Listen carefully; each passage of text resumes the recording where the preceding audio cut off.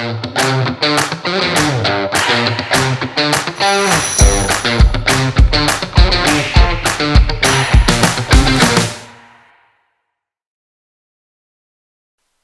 guys, this is just a part 2 to the shift video that we've just completed.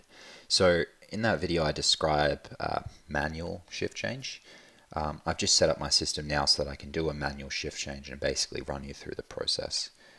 So let's just say hypothetically at my site it's 7 p.m. and we're ready for a shift change. I want to go from my day shift to my night shift. So in the control room I would just head up to File and Data Acquisition and hit Shift End.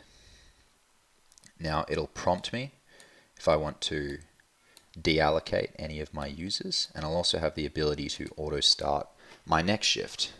So I'm actually going to leave my operators where they are, but if I had these ticked, it would deallocate them, which is to say remove them from the equipment or the location that they're currently working on. So that all looks good. I'm just going to end my shift, and my shift should end in a moment. Great.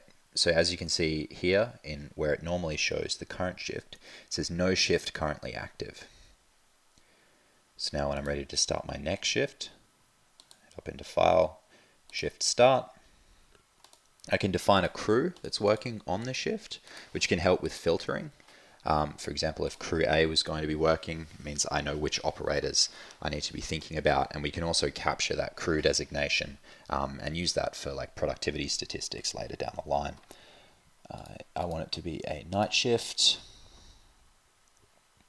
and that's it. We start the shift.